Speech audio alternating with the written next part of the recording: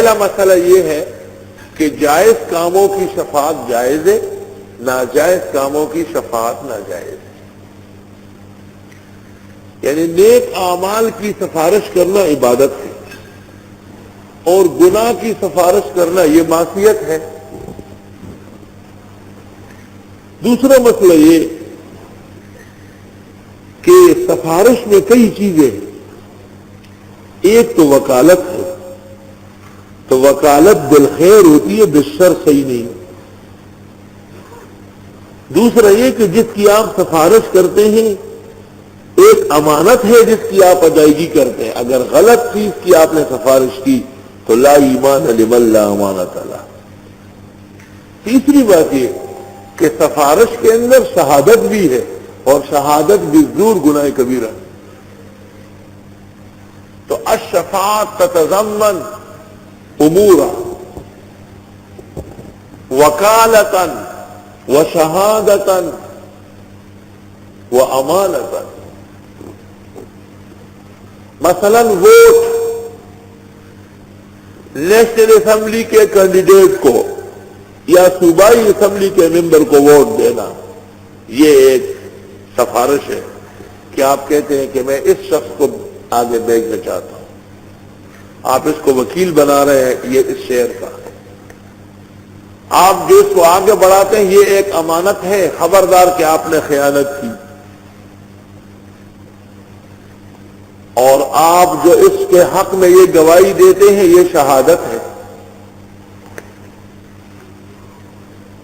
تو جو آداب شہادت کے ہیں، جو ضوابط امانت کے ہیں، جو قیود وکالت کے ہیں، وہ تینوں پورے ہوں گے تب جا کے آپ کا ووٹ صحیح ہوگا۔ تو پہلا مسئلہ یہ معلوم ہوا کہ جائز لوگوں کو ووٹ دینا ہے، ناجائز لوگوں کو نہیں دینا ہے۔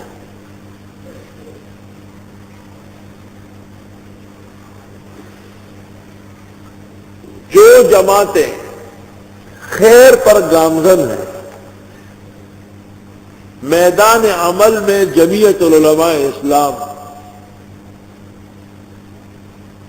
وہ توحید و سنت کے اہلیان کی نمائندہ تنظیم ہے، اس میں کوئی شک نہیں۔ جو اس میں شک کرتے ہیں شاید ایمان پر بھی نہ مرے۔ توحید و سنت کی قید پہلے لگائی، مشرکین مبتدئین اور صحابہ کے دشمن ان کی جماعت علیحدہ ہے، جیسے وہ ایسی ان کی جماعت۔ اب جو شخص ان کو ووٹ دیتا ہے وہ حقیقت میں توحید و سنت کی عظمت بڑھاتا ہے، اور جو فرقہ ووٹ نہیں دیتا ہے کہ ہم ووٹ نہیں دے رہے، شیخ القرآن مولانا پنجپیر صاحب مرحوم بھی اس ورطہ غفلت میں عمر بھر مبتلا رہا ہے کہ وہ ووٹ دینے کو گناہ سمجھتے تھے، اور شاید یہ ان کے ان خطاؤں میں سے ہیں جو ناقابل معافی، اور اس قسم کی باتیں بہت پھیلائی ہے انہوں نے۔ اسی طرح ہماری تبلیغی جماعت، ان میں بھی یہ کمزوری ہے کہ وہ کہتے ہیں ہم ووٹ میں فریق نہیں بنتے۔ تو تبلیغی جماعت اور دوسرے لوگوں سے یہ پوچھا جائے کہ ووٹ کی اسلامی حیثیت کیا ہے، ہم اسے شفاعت سمجھتے ہیں۔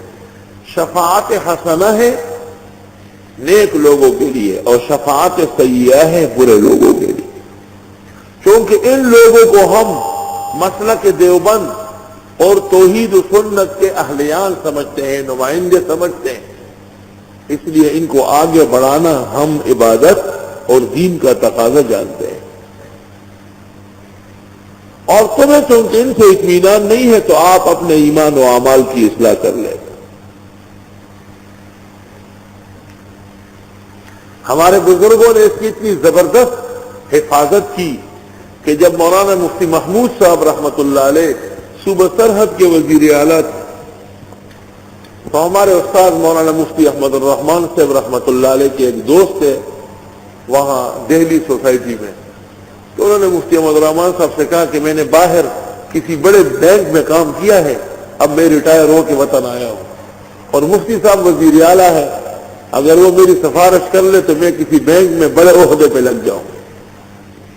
مفتی احمد الرحمان سے فرماتے تھے کہ میں نے کہا کہ یہ تو بڑا آسان ہے، ٹیلی فون کر کے مفتی محمود صاحب سے وزیر اعلیٰ ہاؤس پشاور بات ہوئی، تو مفتی صاحب نے وہاں سے جو بات فرمائی وہ اس طرح تھی کہ میں بینک کی ملازمت کو حرام سمجھتا ہوں اور حرام کام کی سفارش اور اس کے لیے کام کرنا بھی ناجائز سمجھتا ہوں، اور آپ کیونکہ خود مفتی ہے، مفتی احمد الرحمان صاحب سے کہا تو آپ فتویٰ دے دے کہ جائز ہے، تو اس معاملے میں آپ کی تقلید کر لوں گا کہ ایک مفتی زمانہ نے مجھے کہا ہے، چلو ٹھیک ہے، وہ ذمہ دار ہے۔ مفتی احمد الرحمان سے فرماتے تھے کہ اب ٹیلی فون میں بند نہیں کر سکتا تھا، چاہتا تھا کہ جلدی بند ہو جائے، کہ میں تو پھنس گیا کہ حضرت وزیر اعلیٰ کے منصب پہ پہنچ کر کے حرام و حلال کا اتنا پابند ہے وہ، اور لوگ گھروں میں بیٹھ کر کے حرام و حلال نہیں سمجھتے۔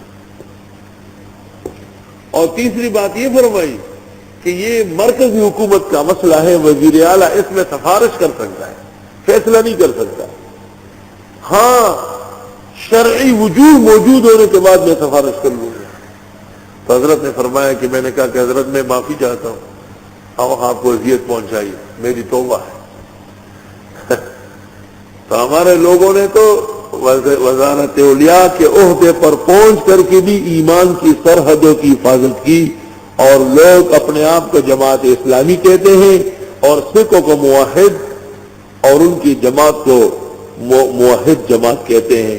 میں نے وہ دونوں اخبار محفوظ کیے ہیں جس میں جماعت اسلامی نے سکھوں کی دعوت کی اور تقریر کی، دونوں موجود ہیں، اور پتہ نہیں آگے چل کر کے یہ مرزائیوں کو اپنے گھر بلائیں گے یا کہہ دیں گے۔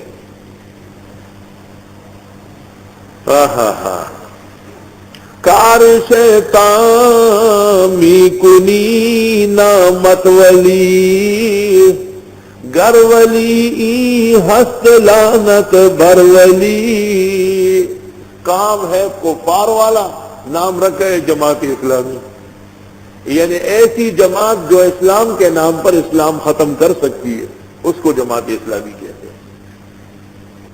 وَإِذَا جَاءَهُمْ أَمْرٌ مِّنَ الْأَمْنِ أَوِ الْخَوْفِ أَذَاعُوا بِهِ، اور جب آ جاتی ہے ان کے پاس اطلاع فتح کی یا شکست کی، پھیلا دیتے ہیں اس کو فوراً، بھائی ذرا صبر تو کرو، ٹھہرو تو صحیح، جلدی جلدی باتیں پھیلائی۔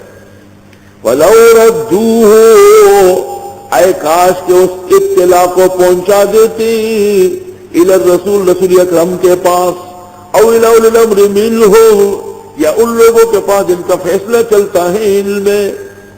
پیغمبر کے فوراً بعد مجتہد و فقیہ، لعلمہ، دیکھو ذرا اولو الامر کون ہے؟ جو علم والے ہیں، جو جانتے ہیں اس اطلاع کو۔ کون سے علم والے؟ غیر مقلد کہتے ہیں ہم علم والے ہیں، بدعتی کہتے ہیں ہم مولوی ہیں۔ الذین یستنبطون، وہ جن کا علم استنباط کے درجے میں ہو۔ نبت کہتے ہیں الماء العذب کو، شیرین پانی کو۔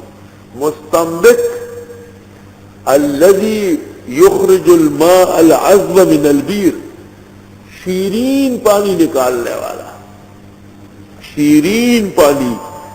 اجتہاد اور فقہ ایک شیرین کائنات ہے، جو پانی استعمال ہوتا ہے وہ شیرین ہوتا ہے یا کڑوا ہوتا ہے؟ کھٹا پانی نہ وضو میں نہ استنجے میں، ادھر ہماری زمین پہ نکل آتا ہے، کہتے ہیں سب کو خارش ہو گیا، نمک زیادہ ہے۔ تو پانی ہو اور وہ بھی شیرین ہو، یعنی علم ہو اور نافع ہو، وہ مجتہد و فقیہ کا علم ہے۔ والحمدللہ علی ھذا۔ چنانچہ مجتہد کا ایک نام ہے مستنبط، اجتہاد اور استخراج کے ایک معنی ہے استنباط۔ وہ علماء جن کا علم درجہ اجتہاد میں ہے وہ ہے اولو الامر۔ یہ قرآن کی تفسیر ہے، مقام اول کی تفسیر ہے، آپ نے طبقات اربعہ شروع میں پڑھی۔ ولولا فضل اللہ علیکم ورحمتہ، اگر نہ ہوتا فضل اللہ کا تم پر، مہربانی اس کی، لاتبعتم الشیطان، تو تم پیچھے پڑ جاتے شیطان کے، الا قلیلا، مگر چندے بچتے، تھوڑے سے۔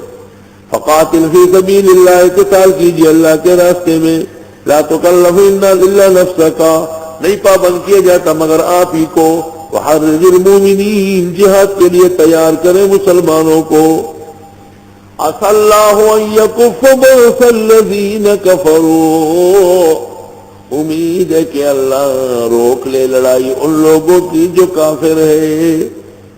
جب مجاہد ہو تو پھر ڈرو نہیں، واللہ اشد بأسا واشد تنکیلا،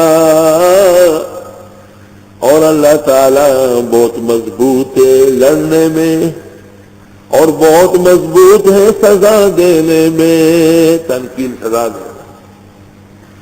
من یشفع شفاعتا حسنا، فرمایا کہ تیار کرو نا تو یہ بہترین سفارش ہے، جو کوئی سفارش کرے سفارش عمدہ، یکن لہ نصیب منہا، ملے گا اس کو حصہ اس میں سے، ومن یشفع شفاعتا سیئا، اور جو کوئی سفارش کرے سفارش غلط خلاف شرع، یکن لہ کفل منہا، دیا جائے گا ایک ٹوک اس کو اس میں سے، ایک ٹوک۔ وَكَانَ اللَّهُ عَلَىٰ كُلِّ شَيْءٍ مُقِيتًا، اور ہے اللہ تعالی ہر چیز کو قابو کیے ہوئے، مقیت توقید سے، اللہ کے علم میں اور قدرت میں سب کچھ ہے۔